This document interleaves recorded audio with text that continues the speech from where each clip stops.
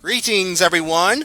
Welcome to part 7 of Sonic and Mega Man Worlds Unite.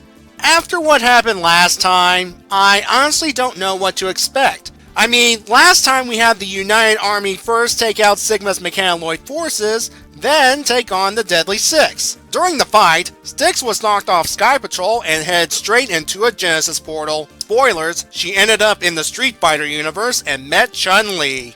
The Deadly Six were defeated at first, but then they used their machine controlling powers to take control of the heroic robots. So let's get this started.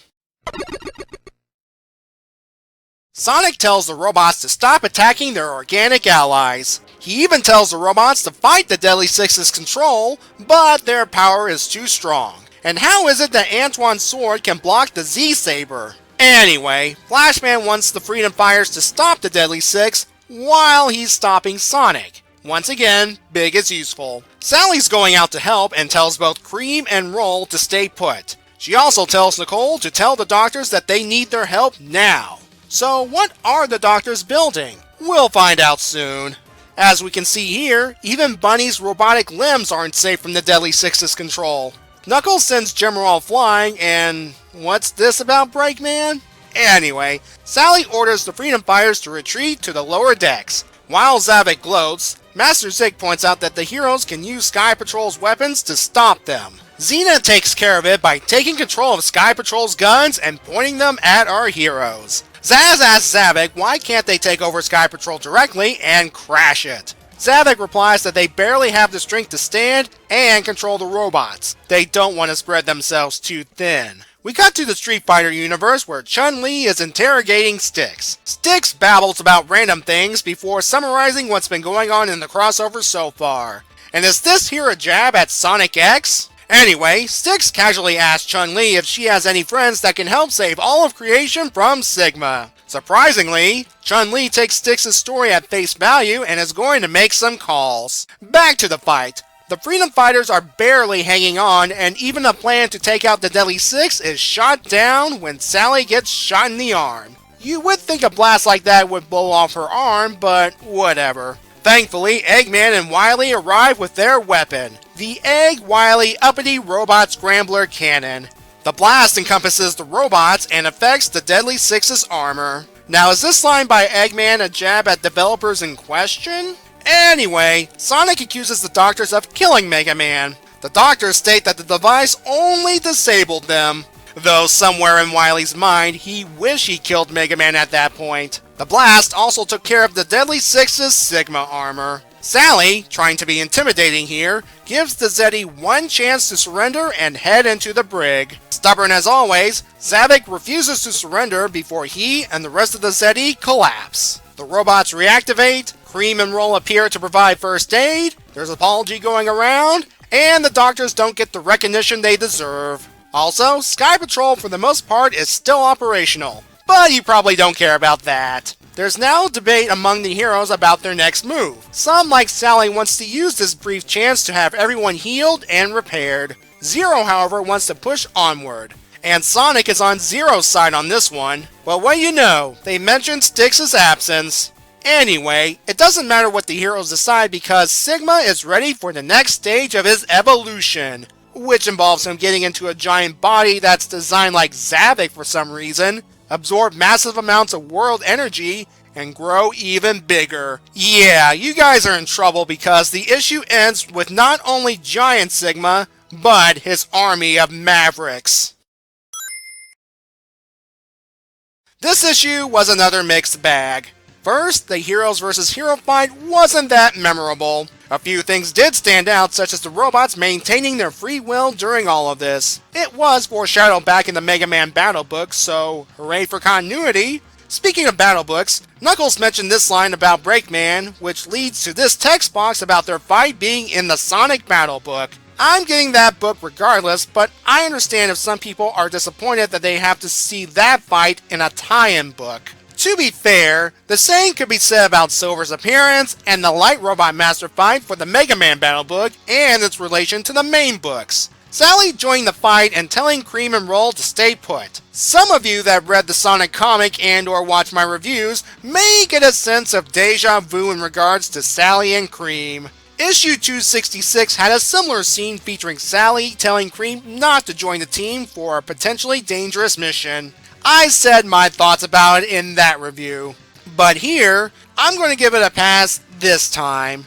It's the middle of a dangerous fight, and these robots have blasters, sabers, and a number of other powers. And I could see the Deadly Six being sickos and send the robots after her and Cheese, or go after Cream and Cheese themselves. Roll staying put is definitely understandable. Despite not being battle capable like her brothers, she still has robot strength and can be an unintentional nuisance to everyone else. The Deadly Six themselves. They were trying, I repeat, trying to live up to their name by turning the robots against the freedom fighters.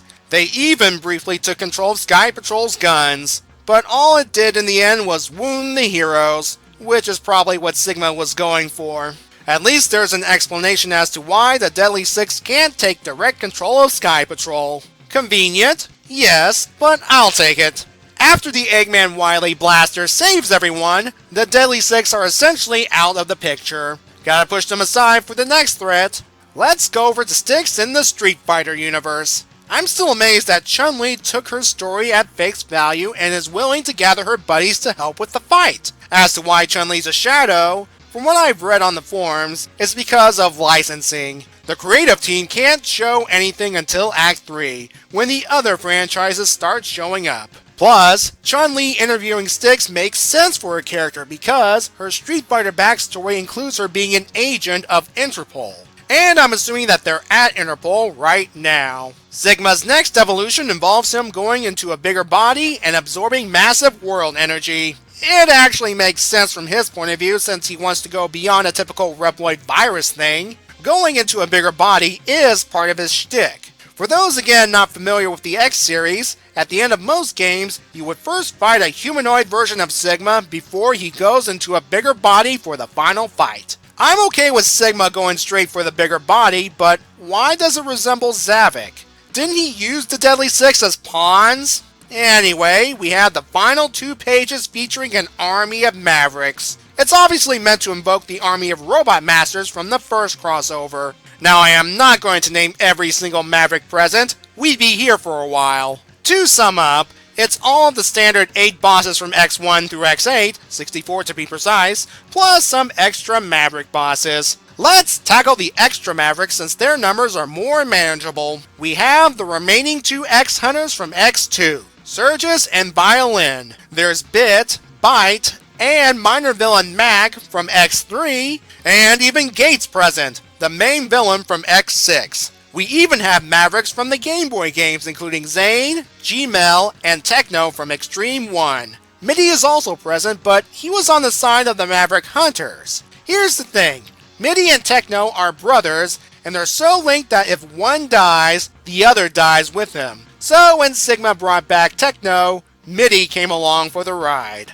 Finally, from Extreme 2, we have Gareth and Burkana. Sadly, there's no Dr. Doppler, Iris, Colonel, General, or Red. One thing about this group shot here is that the X1 Mavericks, besides Chill Penguin and Armored Armadillo, have their X1 designs, which is puzzling because in a past issue of Mega Man, Spark Mandrill had his Maverick Hunter X design.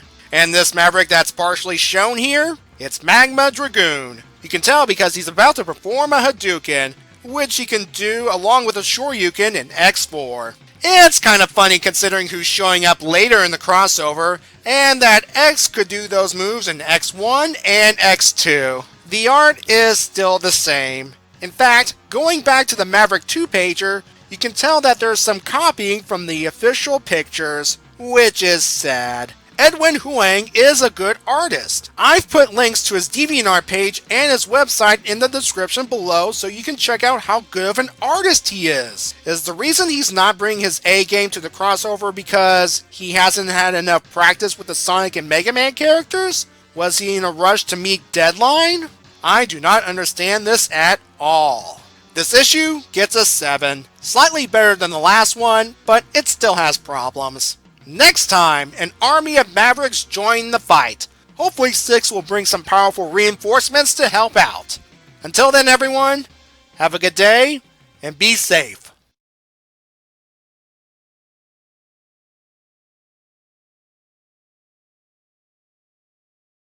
I agree with this panel. Eggman and Wily need more respect.